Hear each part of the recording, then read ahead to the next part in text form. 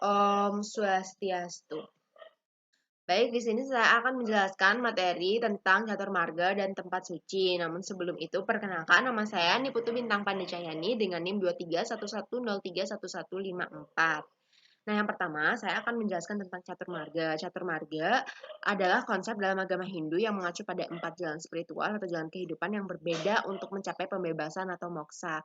Nah, keempat jalan ini itu adalah yang pertama Jnana Marga yang melalui introspeksi diri dan pengetahuan tentang Tuhan, umat Hindu memperoleh pemahaman yang lebih dalam tentang diri sendiri dan alam semesta. Yang kedua ada Bhakti Marga, di mana umat Hindu melakukan puja atau pemujaan kepada Tuhan dengan mempersembahkan persembahan seperti canang sari, sesajen, dan banten. Yang ketiga ada Karma Marga, di mana karma marga ini misalnya selama perayaan Nyepi umat Hindu melakukan amati geni atau menjaga api di rumah agar tidak menimbulkan kebakaran dan memperlihatkan sikap empati kepada sesama. Dan yang keempat Raja Marga, yaitu umat Hindu melaksanakan yoga, meditasi sebagai bentuk penenangan diri dan pengendalian pikiran. Yang kedua, bahasan yang kedua adalah tentang sloka yang diberikan kepada disuruh menjelaskan pada LKM 3 waktu itu adalah ada 2 sloka. Jadi yang pertama, jadi di sini saya akan menjelaskan tentang bagaimana pemahaman saya tentang kedua sloka tersebut. Nah, pada sloka pertama itu menyebutkan bahwa manusia dapat memeluk kepercayaan atau keyakinan apapun yang memang dicocokkan oleh hati dan pikirannya. Tuhan akan memberikan karma yang setimpal sesuai dengan keyakinan yang dipercaya.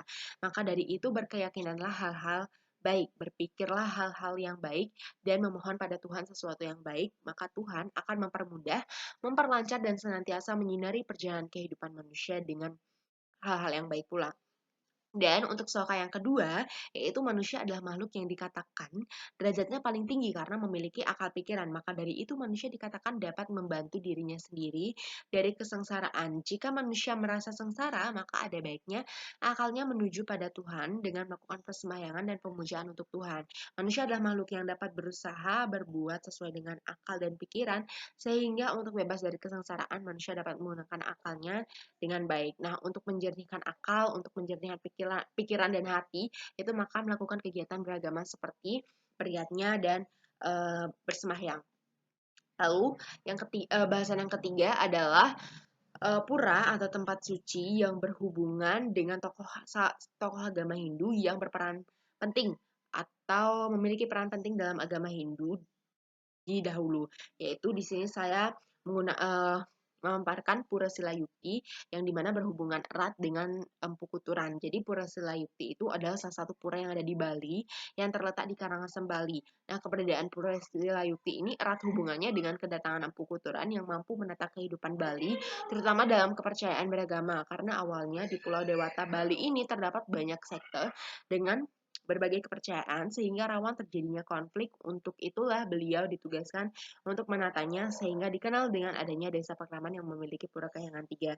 Jadi Empu Kuturan ini memberikan ide atau menciptakan yang namanya Pura Kahyangan 3 di Bali ini begitu. Nah, ya bahasan yang keempat adalah pura di Bali yang berhubungan dengan awatara dewa-dewi atau manifestasi dewa-dewi yang turun ke bumi seperti itu. Jadi di sini saya menggunakan atau mencontohkan salah satunya adalah Pura Besaki. Jadi tempat di Bali yang digunakan untuk memuja awatara dewa-dewi adalah Pura Besaki. Karena di Pura Besaki itu memuja Dewa Trimurti. Nah, Pura Agung Besaki itu terletak di Desa Besaki, Kecamatan Rendang, dan berada di lereng sebelah barat daya Gunung Agung yang merupakan gunung tertinggi di Bali. Nah, kompleks Pura Besaki itu dibangun berdasarkan keseimbangan alam dalam konsep Trihita Karana, di mana penataannya disesuaikan berdasarkan arah mata angin agar struktur bangunannya dapat mewakili alam sebagai simbolisme adanya keseimbangan tersebut.